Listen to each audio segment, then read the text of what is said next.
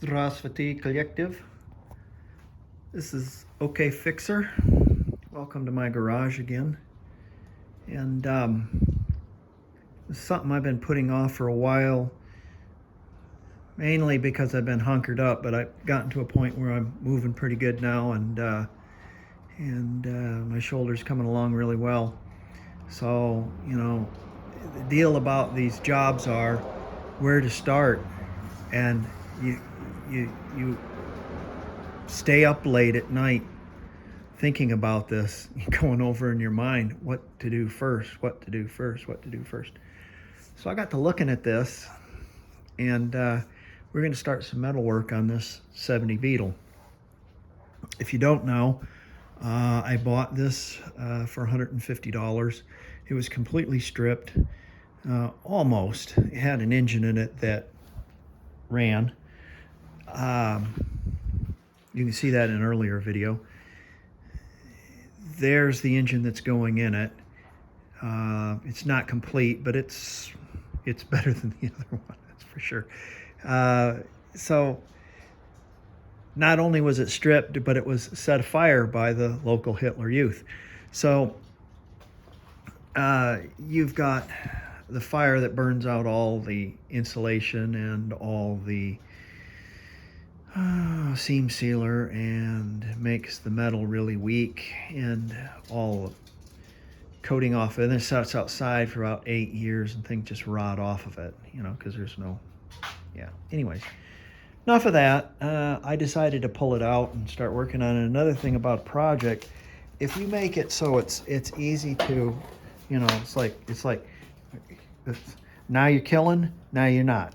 See, and then, it's like an umbrella Christmas tree. Christmas, no Christmas. Christmas, no Christmas. If you had a wall that flip and you push a button. Easter and Halloween. Yeah, make it easy on yourself. So this is on rollers, so it's easy to, And the first thing I'd ever do with a car so I can move it around is it gets wheels and tires. So I'm not airing up tires and stuff. Anyways, okay, let's get into the meat of this. First thing that we're going to replace is this.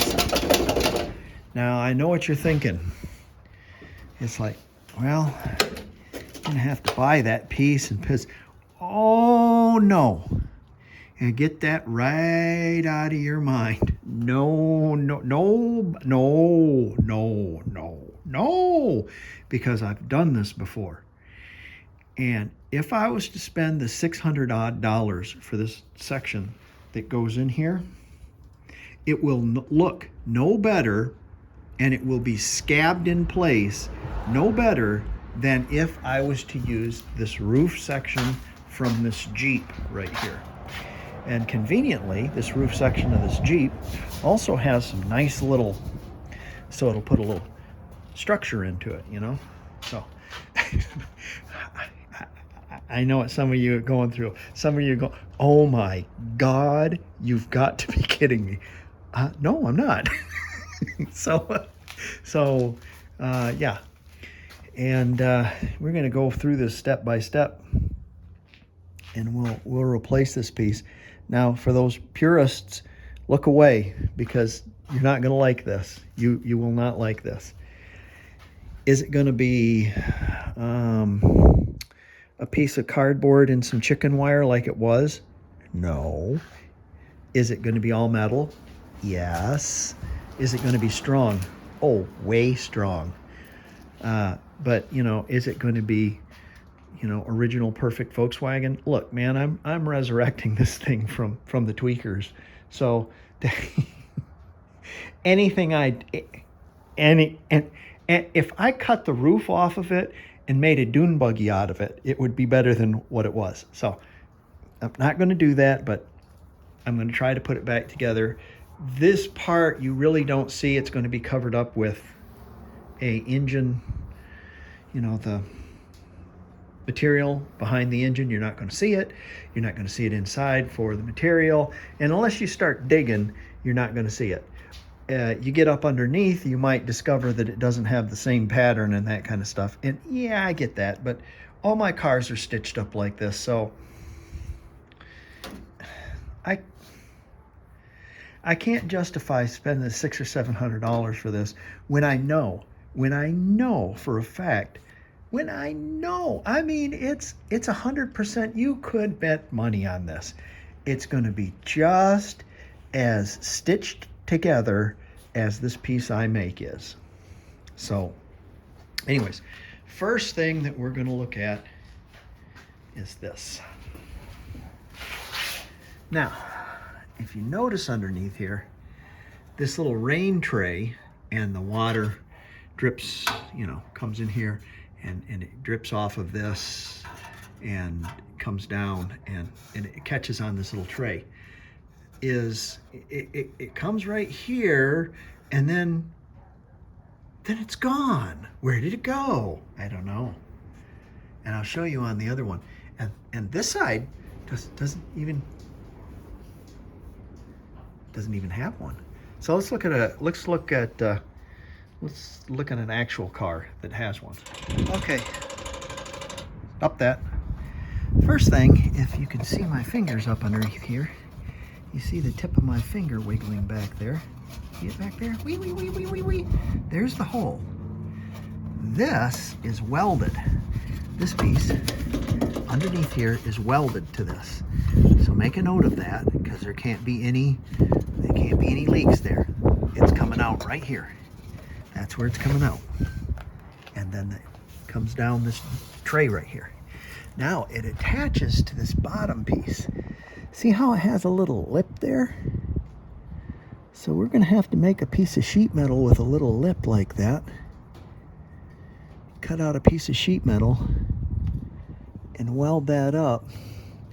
But the sheet metal will have to incorporate, or it'll have to be these two pieces. And they go up there quite a ways. So I figure I can cut myself quite a big piece of sheet metal there.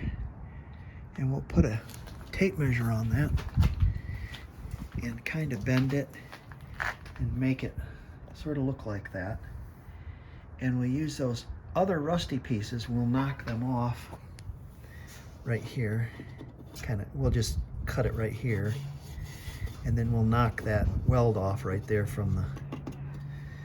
and we'll make one of those best way we can. This one isn't perfect. It's got a lot of tweaks and bends to it, but it's definitely a support for this piece that holds the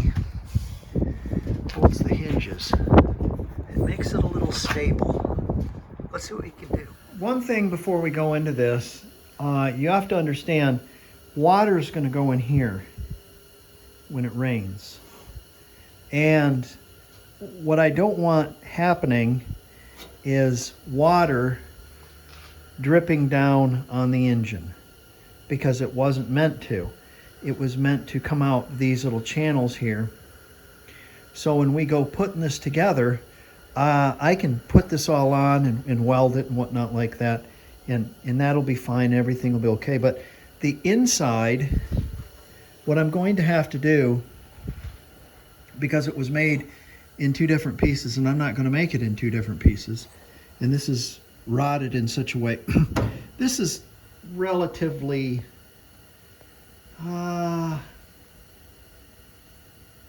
stable metal right here. It's not terrible, and I can probably weld it. So what I'm going to do is I'm going to cut right here, just like this.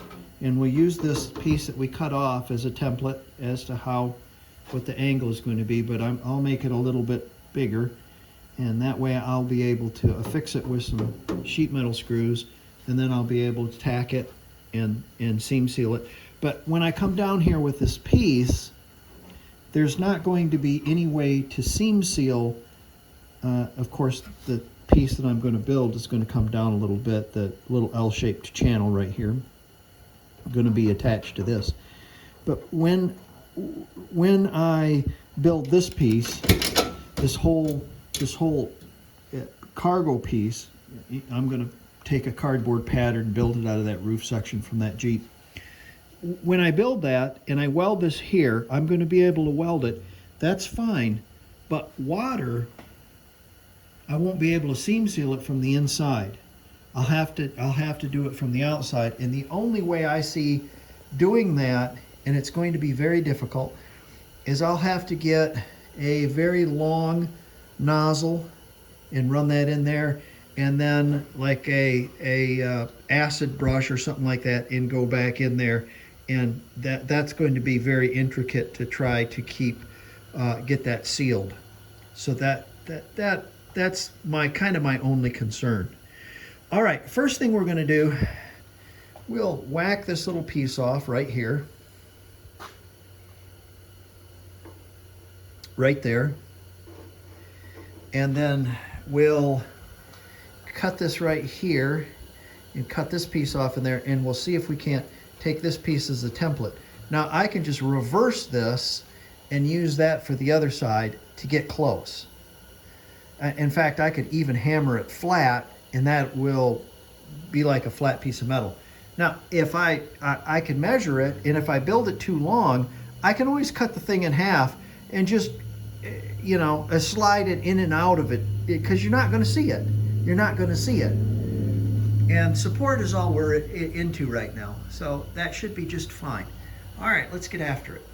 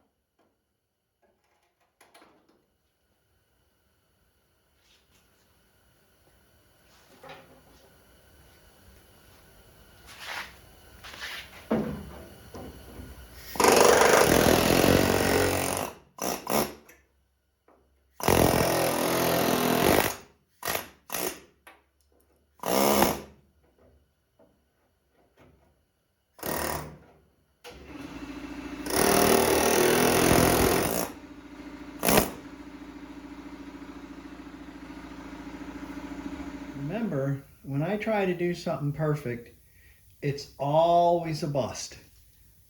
It's best, just by my experience, if I freehand and fudge things, they look wonderful. Look at the paint job on that blue one. You'll understand what I'm saying. Okay, between these two is about 36, maybe 35 and a half. So our piece has to be at least 36 or 35, probably 36 at least. So I kind of freehand this the best way I could, and spared no expense. It's genuine Toyota sheet metal. So our long point is indeed 36. So I'll probably bring this out a little bit. I'll just cut it straight. That way I can trim it a little, and we're pretty good. It's going to be this wide here. Is it even the measurement that I, no, it doesn't matter. And I'm going to bend this lip up right here and bend this lip up right here. So it has you know, like a little lip to, you know, a little channel. Probably what I'll do is I'll hammer that out around a dowel or a bolt, you know, so it's round, and we'll go from there. So let's get the plasma cutter out and we'll whack that out of there. If you're ever doing a quickie weld, it's nice to have a little piece of cardboard that you dampen down. I always have water there too, just in case. But if sparks are going to be flying and stuff, and you're not wanting to put on your leather shoes and your leather apron and all that stuff, you can tuck your shoes up underneath that wet piece of cardboard, and that way you're a better ground. That way you won't have sparks going down in your shoes. The best thing I could find was a piece of rod for a straight edge. So it is what it is.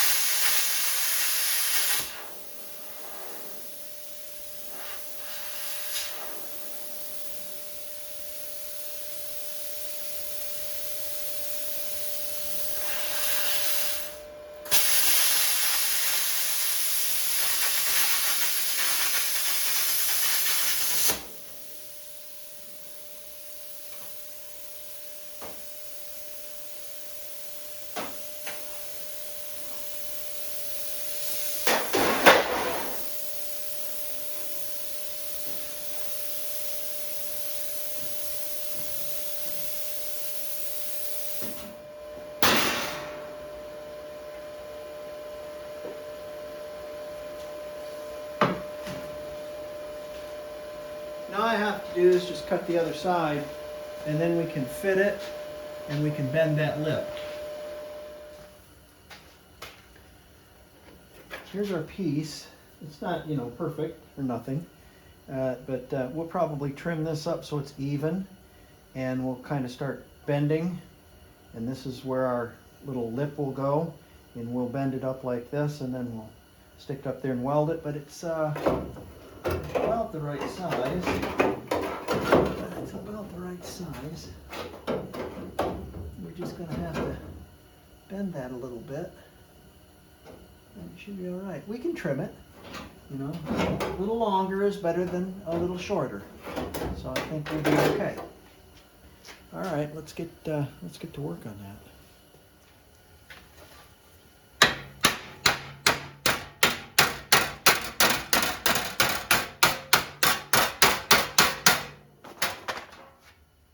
Wish I had a brake.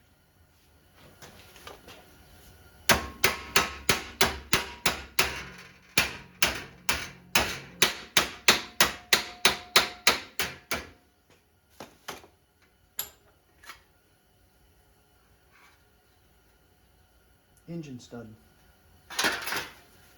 So essentially what we're going to have here is a little channel. So when the water comes down on this side, if it sloshes, if you turn left or right, it's going to, instead of dripping all on the engine, it will just deliver it to the left or the right and eliminate it from the car. You probably won't ever see it. You look into the engine bay, it'll be all painted. You're not going to go, hey, that's not original. You would never know. Take that little section out right there where I've got it marked in green, because it's interfering with my progress. All right, you can probably see the clamps that I've got. I've got that piece on there, and I'm going to tack it a few times. From the miracle of video, you'll never know, but I'm going in for the rest of the day after this, and then I'll come back out a couple of days and probably finish this off.